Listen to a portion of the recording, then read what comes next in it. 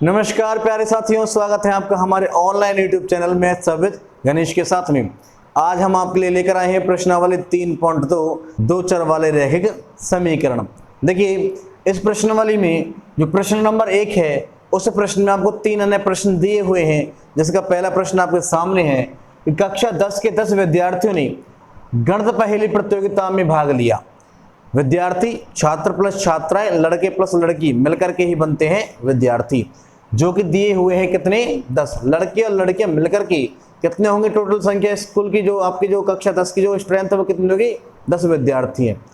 यदि लड़कियों की संख्या लड़कों से 4 अधिक है, जो लड़कियों की जो संख्या होगी वह लड़कों से 4 अधिक होने वाली है, तो प्रतियोगिता में भाग लेने वाले लड़के व लड़कियों की संख्या ज्ञात कीजिए। जाहिर सी बात है, दो चर वाले रैखिक समीकरण हम पढ़ रहे हैं तो हमें यहाँ पर दो चर में से एक को x और एक को y मानना पड़ेगा, जिसके लिए एक लड़का और एक लड़की। तो माना लड़कों की संख्या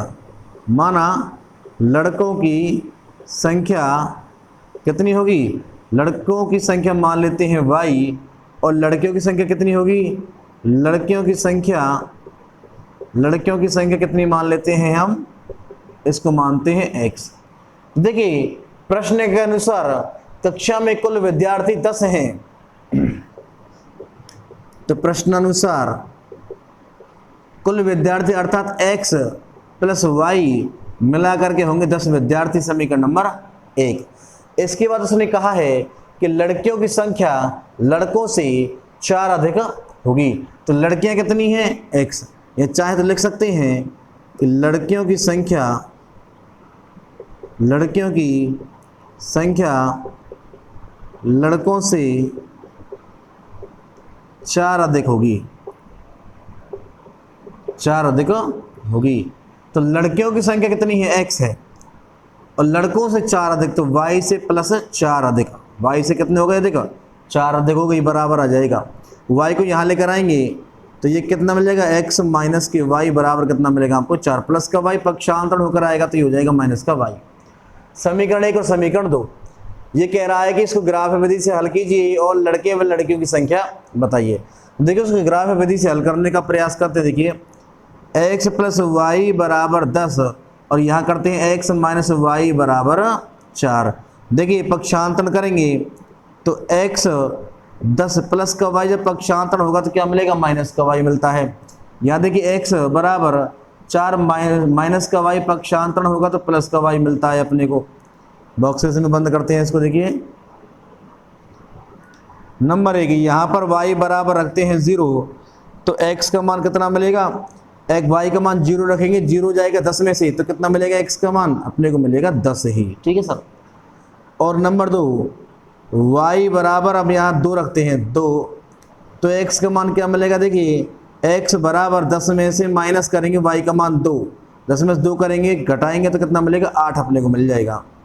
इसकी टेबल है वो देखिए, इसकी टेबल क्या मिलेगी अपने को, 2 मान निकाले हैं तो 2 ही डंडे खींचेंगे, ऊपर x और नीचे y के क्या मान है 0 और क्या मान है 2, और x की क्या मान मिले 10 और क्या मिले 8। देखिए अब यहाँ पर इसी प्रकार से नंबर 1 y का मान 0 रखते हैं तो x का मान क्या मिलेगा, देखिए x बराबर 0 प्लस 4 करें कितना मिलेगा अपने को 4 मिल जाता है। देन नंबर 2 y बराबर 2, तो x बराबर 4 प्लस 2 करेंगे कितना मिलेगा 6 मिल जाता है। तो यहाँ देखिए इसकी टेबल,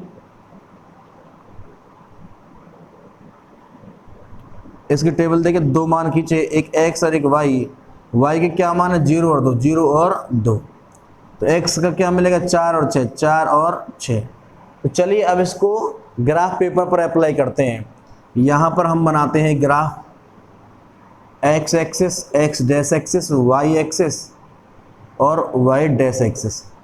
x का उच्चतम मान 10 है और सभी मान 2 के पहाड़े में आते हैं, तो x एक्सिस पर हम एक बड़ा खाना 2 एकक ले लेते हैं, तो कितना मिलेगा, देखिए 0 2 4 6 8 10 और 12। अब इसी को माइनस में लेंगे, -2 -4 -6 -8 और -10। अब y का मान देखिए 0 2 और 0 2, तो गिनतियाँ ले लेते हैं, 1 2 3, -1 -2 -3।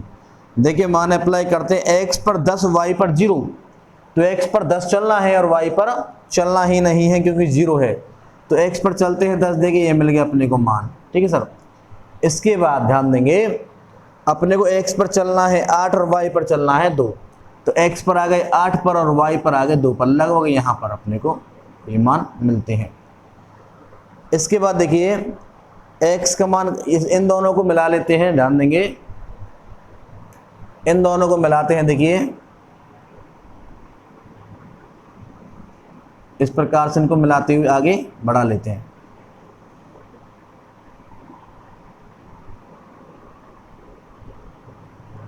इनको मिलाते हुए आगे बढ़ाएंगे और जो इनकी इक्वेशन है वो यहाँ पर लिख देंगे।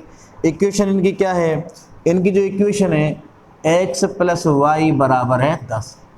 इसके बाद देखिए यहाँ पर जो अगला मान है x पर 4 y पर 0, तो x पर 4 y पर 0 चलना ही नहीं है, केवल इतना छोड़ना है। और अगला मान जो मिलेगा x पर 6 है और y पर 2 है, तो x पर कितना है 6 और y पर 2, लगभग यहाँ पर। और इन दोनों को मिलाते हुए आगे बढ़ाते हैं, तो देखिए इस प्रकार से हमें ग्राफ प्राप्त होगा इसका।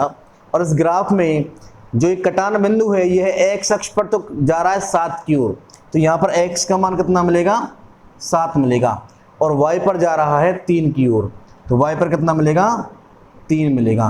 तो x हमने क्या माना, लड़कियों की संख्या मानी, तो यहाँ पर लड़कियों की जो संख्या होगी वो कितने होगी, लड़कियों की संख्या यह 7 होगी, और लड़कों की संख्या कितनी होगी, लड़कों की संख्या यहाँ पर 3 होगी। देखिए संभव है कि इस ग्राफ में थोड़ा बहुत टेढ़ापन आ जाए क्योंकि हमने इसको बिना मेजरमेंट के बनाया है। तो इस वीडियो का इस प्रश्न को आप देख लीजिए, इसके बाद हम अगले प्रश्न की ओर चलते हैं।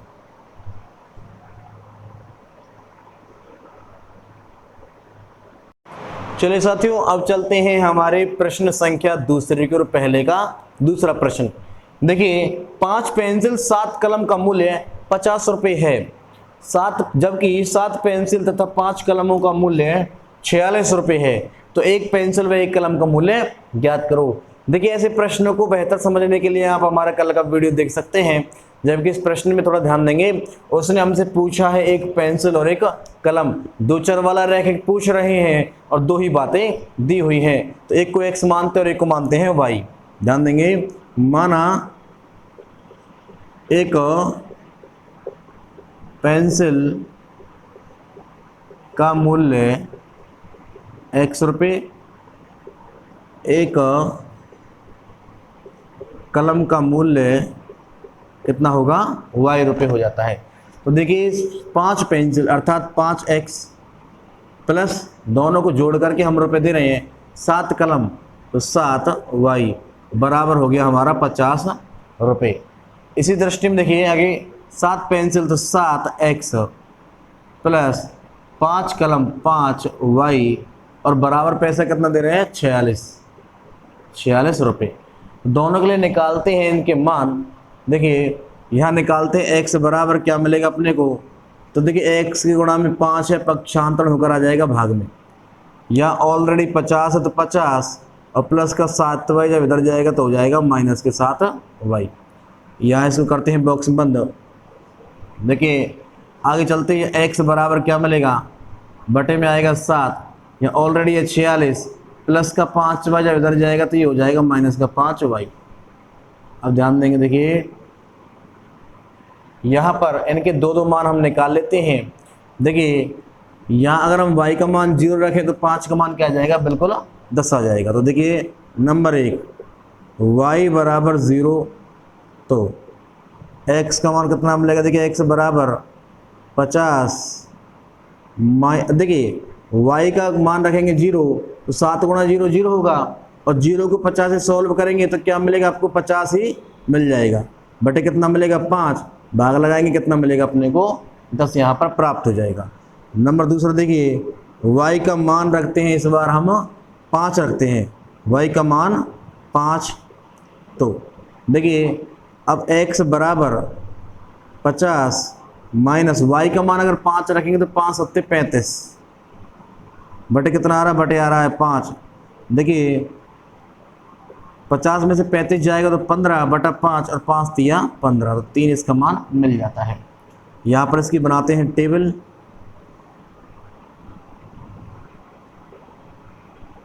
x और y के मान है हमारे पास में 0 और है 5। इसके बाद देखिए x का मान एक मिलेगा 10 और एक मिलेगा 3। ठीक है, अब यहाँ इसकी टेबल बनाते हैं। देखिए 7 का भाग लगाना है हमको 46 में। देखिए यहाँ पर y का मान रखते हैं, ध्यान देंगे। नंबर 1 y बराबर, याद देखिए अगर हम सॉल्व करें तो y का मान 5 रखने पर हमको 7 से भाजित अंक मिल जाता है, तो y का मान 5 पर x बराबर देखिए 46 माइनस 5 रखेंगे 55 25 बटे 7। 46 में से 25 घटते तो अपने को मिलेगा 21 बटा 7, 7 या 21। अब न देखिए यहाँ पर y का मान 5 के बाद अब हम रख लेते हैं यहाँ पर 7 8 कुछ भी रख लीजिए, क्योंकि अगर हम ज़्यादा उच्चतम मान रखेंगे तो वहाँ पर हमको ज़्यादा बड़े मान आने की संभावना रहेगी। तो यहाँ पर हम रख लेते हैं y बराबर 7 पर, y बराबर 7 पर। तो देखिए x बराबर 46 माइनस 7 रखेंगे 7 पंजे 35 बटा कितना मिलेगा 7। देखिए 46 में से 35 जाएंगे तो मिलेगा 11 बटा कितना मिलेगा 7। 7 का भाग लगाते हैं, 7 कम 7 पॉइंट बचा 4, 7 पंजे 35, इसको कर लीजिए 6। ग्राफ में अपने को क्या करना होता है, 7 का भाग 11 में लगाएंगे, 7 कम 7 बचा 4 पॉइंट लगा के 0 बढ़ाते हैं ना अपन, 7 पंजे 35। लेकिन समाप्त नहीं हो रहा है तो फिर पॉइंट लगाएंगे तो 7 7 50। तो ये जो अग्रसर हो रहा है ना 1.57, इसको 1.6 पॉइंट के बाद एक अंक तक ही लिख देते हैं इसको। अब देखिए इसकी टेबल बनाते हैं हम लोग।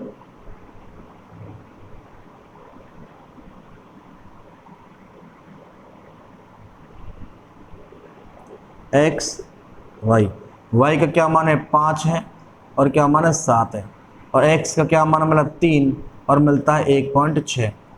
अब देखिए जब हम इसका ग्राफ बनाते हैं तो इस प्रकार से हमें इसका एक ग्राफ यहाँ पर प्राप्त हो जाता है। और हम इस ग्राफ को देखते हैं तो इन दोनों रेखाएं जो हैं वह x पर 3 और y 5 पर प्रतिच्छेद करती हैं। ऐसे हम यहाँ से भी देख सकते हैं कि दोनों में एक मान कॉमन आ रहा है, x का मान 3 y का मान 5, x का मान 3 और y का मान 5। तो यही हमारा आंसर होने वाला है। तो जो पेंसिल का मूल्य है वो x है, तो यहाँ पेंसिल का मूल्य कितना मिलेगा, देखिए यहाँ पर पेंसिल का जो मूल्य है, पेंसिल का मूल्य कितना मिलेगा हमको, x का मान कितना मिलेगा 3, और कलम का मूल्य कितना मिलेगा हमको 5 रुपये। एक पेंसिल का मूल्य और एक कलम का मूल्य कितना मिलेगा हमको 5 रुपये यहाँ पर प्राप्त हो जाता है। देखिए इस प्रकार से हमारा प्रश्न नंबर 1 यहाँ समाप्त होता है। इसको देख लीजिए, फिर अपन चलते हैं प्रश्न संख्या 2 की ओर।